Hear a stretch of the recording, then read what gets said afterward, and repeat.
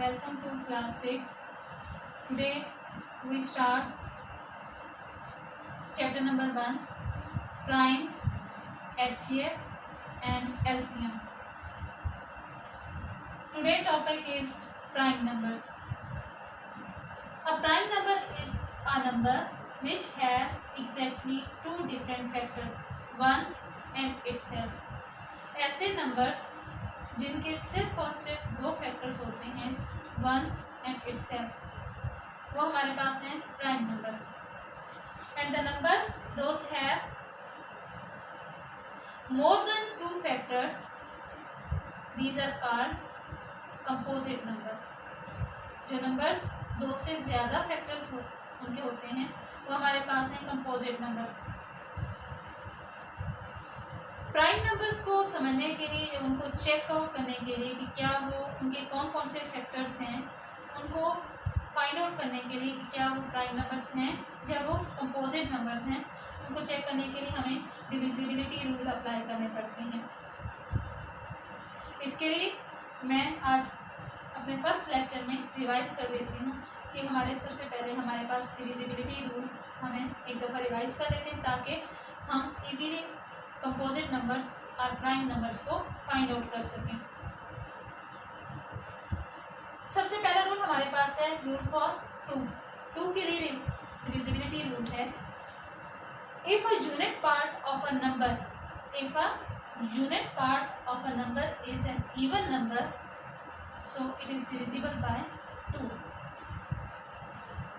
Like 1, 0, 2, 3, 8. Unit digit है हमारे पास 8, so it is the factor of 2. It has a factor of 2. 10,238 number जो है divisible by 2 है. Number 2, rule for 3. Sum all the digits of a number and the result is multiple of 3.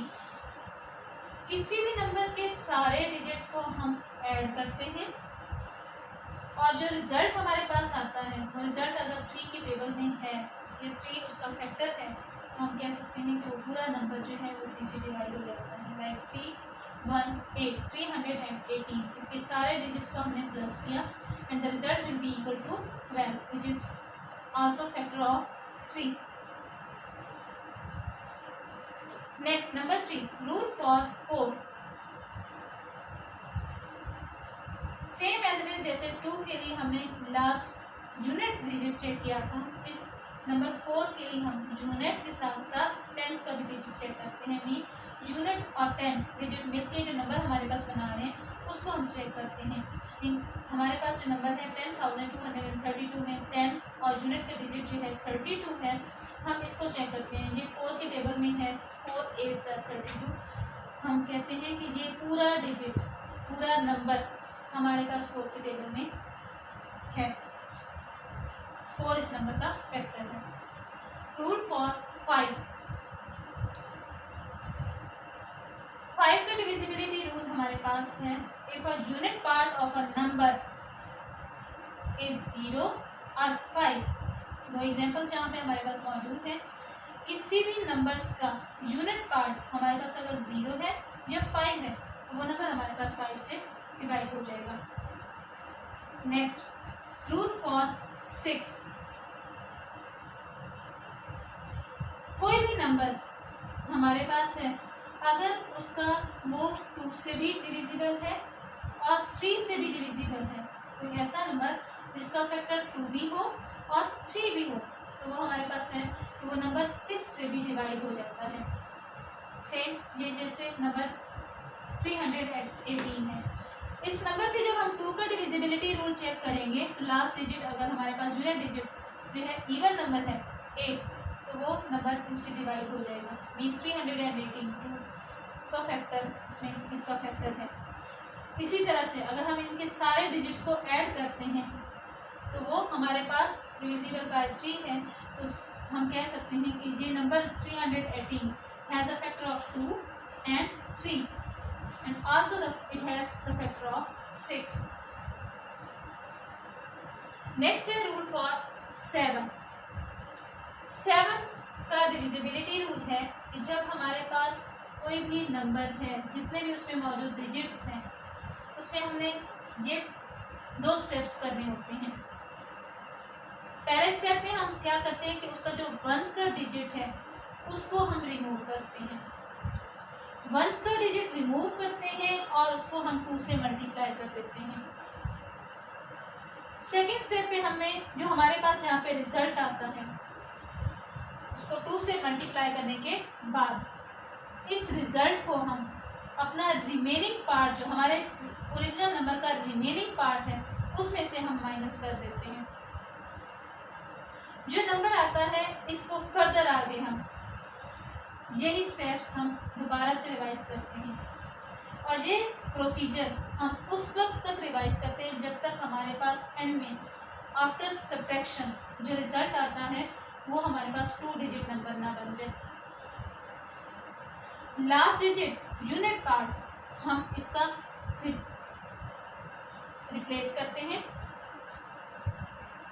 उसको 2 से multiply करते हैं और जो result आता है आफ्टर मल्टीप्लिकेशन बाय 2, उस रिजल्ट को हम अपने रिमेनिंग नंबर में से माइनस करते हैं और जब हमारे पास 2 डिजिट आंसर आता है उस वक्त हम उसको अपने इजीली 7 के टेबल में चेक करते हैं। लाइक जहाँ पे हमारे पास आंसर जो आया है वो है 14, 2 डिजिट नंबर जो हमारे पास है वो है 40, ये 7 के टेबल में मौजूद है, इसलिए हम कह सकते हैं ये पूरा नंबर जो ओरिजिनल हमारे पास नंबर था 3101 वो 7 से डिवाइड हो सकता है। नेक्स्ट है हमारे पास रूल फॉर 8। 8 का डिविजिबिलिटी रूल है कि हम अपना कोई भी नंबर का यूनिट, टेंस और 100 3 डिजिट्स को हम चेक करते हैं। जिस तरह से हमने 2 के लिए सिर्फ वंस का डिजिट चेक किया था, 4 के लिए हमने टेंस और वंस का डिजिट चेक किया था, टेंस और वंस का डिजिट चेक किया था, और इसी तरह से रूल फॉर 8 के लिए हम यूनिट, टेंस और 100 3 डिजिट्स को चेक करेंगे।